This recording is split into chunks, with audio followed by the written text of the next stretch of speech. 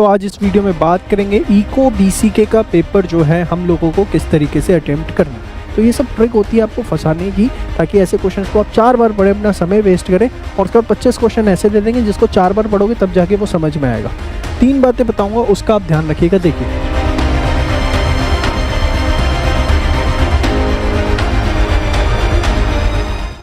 आपने economics and BCK का कितना कंटेंट प्रिपेयर किया है वो आपको बहुत अच्छे से पता है। हो सकता है किसी ने 50% किया हो, किसी ने 80% किया हो, किसी ने 100% किया हो। मैं आपको सबसे पहले एडवाइस दूंगा कि कोई भी क्वेश्चन स्टार्ट करने से पहले ना उसका एक बार सबसे पहले आप ऑप्शंस रीड कर लें। अरे सर ये क्या बात बोल रहे हो, क्वेश्चन पढ़ा नहीं ऑप्शंस रीड कर लें। मैं क्यों बोल रहा हूँ जरा समझिए।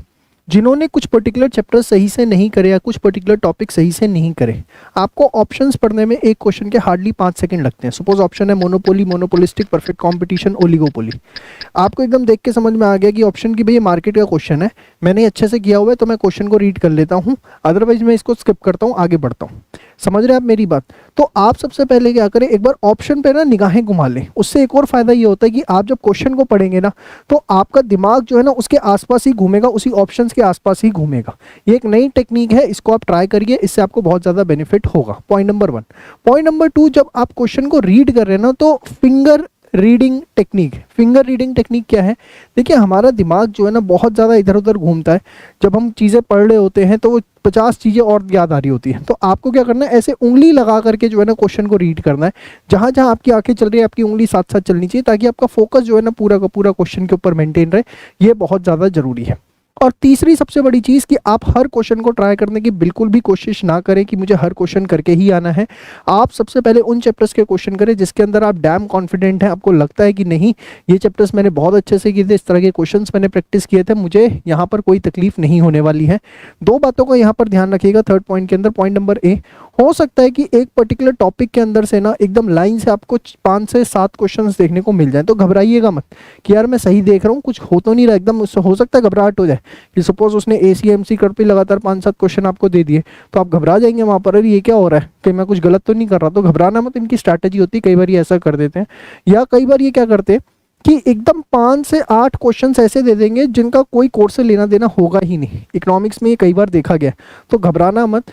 इन एनी केस आप मान के चलिए कि 90 नंबर से ज़्यादा का जो पेपर होगा वो आपने पढ़ा हुआ होगा, लेकिन अगर ये 2 में से कोई चीज़ आपको देखने को मिल जाती है तो आप इससे घबराइएगा मत, ऐसा हो सकता है वहाँ पर मैं आपको बता दूँ।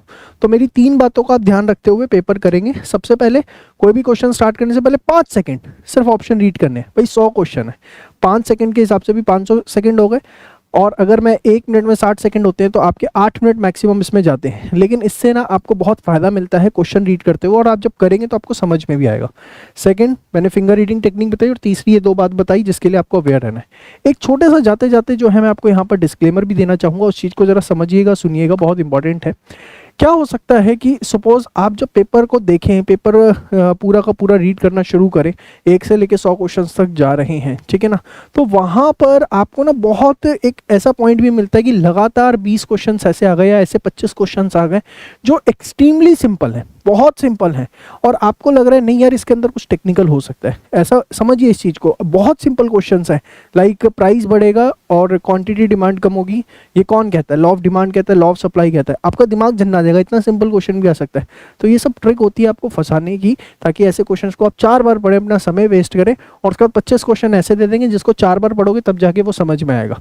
तो एकदम जो है क्वेश्चन पे फोकस रखना है, क्वेश्चन के लिए कोई मेंटालिटी लेकर नहीं जानी है आपको, जैसा आएगा वैसे मुझे अटेम्प्ट करना है।